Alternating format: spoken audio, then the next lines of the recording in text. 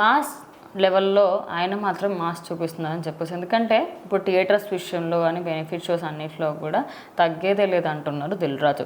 అసలు మరి benefit shows అయితే తెలంగాణలో పర్మిషన్స్ లేవు, మరి ఇస్తారనుకోవచ్చా? అట్లా ఏం లేదు, క్రిస్టల్ క్లియర్గా ఇప్పుడు రేపు హీరో గారితో ఆ వీడియో చేపిస్తారు, ఇది డ్రగ్ ఫ్రీ వీడియో.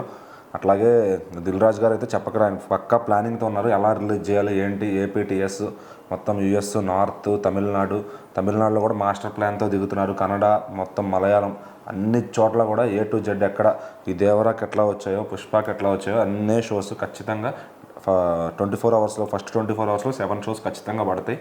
అది టైము 1 AM లేదంటే 9:30 PM అనేది.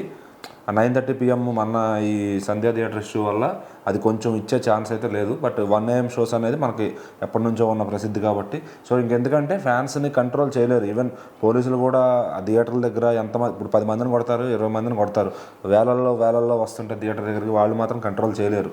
సో కాసేపు భయంతో పరుగులు పెట్టినా మళ్ళీ వచ్చి అక్కడే చేరతారనమాట. సో ఆల్రెడీ దిల్ రాజు గారు క్లారిటీ ఇచ్చేశారు, ది బెస్ట్ బెనిఫిట్ షోస్ పడతాయి 2025లో, అవి టాప్గా ఉండబోతున్నాయని కూడా చెప్తున్నారు.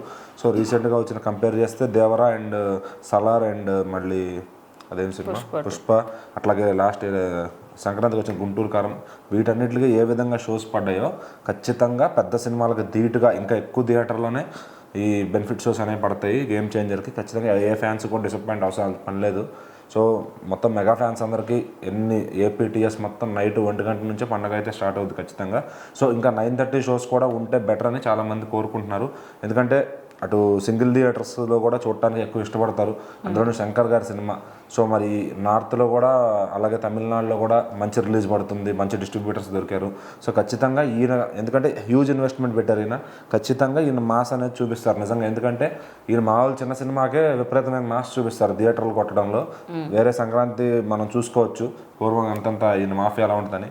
సో ఇప్పుడు ఏంటంటే ఈయన ఫస్ట్ దిగుతున్నాడు కాబట్టి ఉన్న 2 రోజుల్లో ఎంత ప్యాక్ చేయాలో అంత ప్యాక్ చేసుకుంటారు బాక్స్ ఆఫీస్ అంతా. సో తర్వాత సినిమా టాక్ని బట్టి మిగిలిన థియేటర్స్ ఎట్లా ఉంచుకోవాలి, ఎట్లా హోల్డ్ చేయాలని కూడా ఈయన తెలుసు. సో ఏపీటీఎస్లో అయితే కొత్త రికార్డు క్రియేట్ చేయబోతున్నారు. ఇంకా మిగిలిన చోట్ల నుంచి కూడా మంచి ప్రాఫిట్స్ వస్తాయని ఆశిద్దాం.